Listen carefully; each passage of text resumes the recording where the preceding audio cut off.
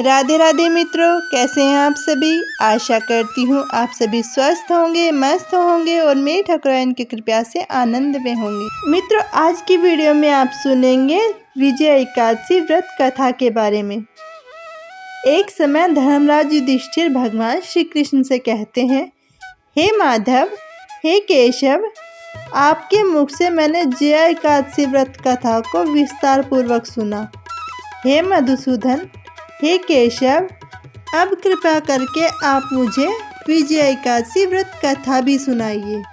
विजय एकादशी व्रत कथा का क्या महत्व है और इस व्रत को सबसे पहले किसने किया था और इस व्रत को करने की क्या विधि है, इस बारे में भी आप मुझे विस्तार पूर्वक सुनाइए। यह सुनकर भगवान श्री कृष्ण ने कहा, हे धर्मात्मा युधिष्ठिर, विजय एकादशी का व्रत सब व्रतों में श्रेष्ठ है।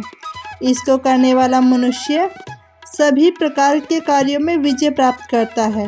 विजय एकादशी का व्रत करने वाला व्यक्ति जब तक इस भूलोक पर रहता है, वह सभी प्रकार के सुखों का उपभोग करते हुए अपना जीवन यापन करता है।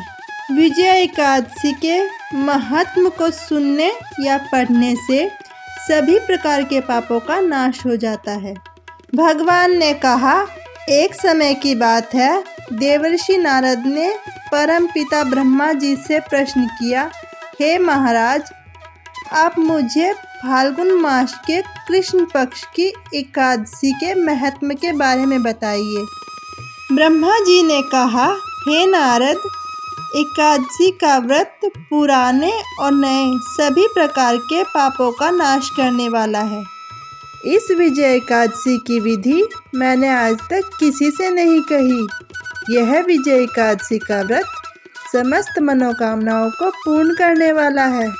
यह विजय एकादशी मनुष्य को 10 दिशाओं से विजय प्राप्त कराती है। त्रेता युग में जब भगवान श्री रामचंद्र को 14 वर्ष का वनवास हुआ, तब वे भैया लक्ष्मण तथा माता सीता के साथ पंचवटी में कुटिया बनाकर रहने लगे। तभी दुष्ट रावण वहां पर आया और माँ सीता का हरण कर ले गया। इससे भगवान श्री रामचंद्र और भैया लक्ष्मण अत्यंत व्याकुल हो उठे। इसके पश्चात दोनों भाई माँ सीता की खोज में लग जाते हैं। जब वह माँ सीता को खोजते खोजते घायल जटायु के पास पहुंचते हैं, तो घायल जटायु उन्हें बताता है कि रावण बलवत माँ सीता का हरण करके उन्हें 7 समंदर पार अपनी लंका नगरी की ओर ले गया है।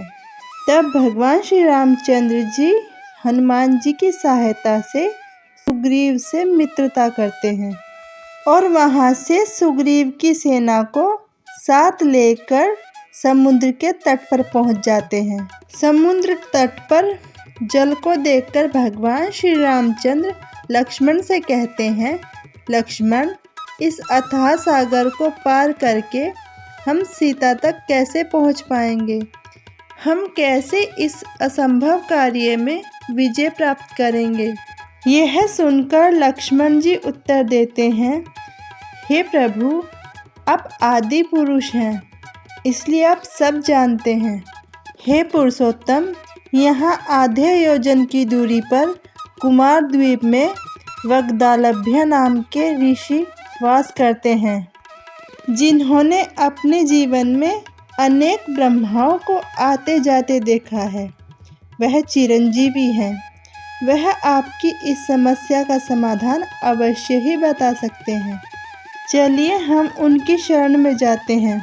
ऐसा सुनकर भगवान श्री रामचंद्र जी वग्दालभ्य मुनि के आश्रम जाते हैं।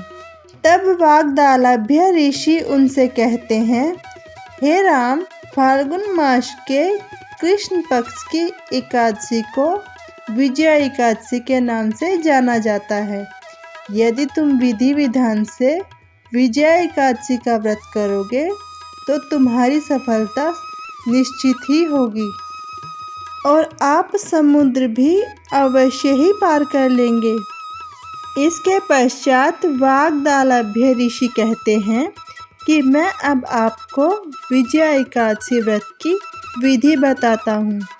सबसे पहले सोने, चांदी, पीतल, तांबा अथवा मिट्टी का एक कलश लें। उसके अंदर जल भर के उस पर आम के 5 पल्लव रख लें। उस पानी के कलश के नीचे सतनजा रखें और पानी के कलश के ऊपर जौ रखकर उस पर भगवान श्री हरि विष्णु की स्वर्ण की एक मूर्ति स्थापित करें। इसके पश्चात धूप दीप आदि से भगवान श्री नारायण की पूजा करने के पश्चात अपना पूरा दिन उस घड़े के सामने बैठकर ही व्यतीत करें और रात्रि में भी उस घड़े के सामने बैठकर भगवान के नामों का ध्यान करते रहना चाहिए। और अगले दिन द्वादशी तिथि में अपनी नित्य क्रियाओं से निवृत्त होकर इस घड़े को किसी ब्राह्मण को दान कर दें। ऐसा करने से आपकी विजय निश्चय ही होगी। इस प्रकार वाग्दालभ्य ऋषि के कहे अनुसार भगवान श्री रामचंद्र ने अपने राजसैनिकों के सहित इस विजय एकादशी व्रत को किया, जिसके प्रभाव से रामचंद्र जी को विजय प्राप्त हुई।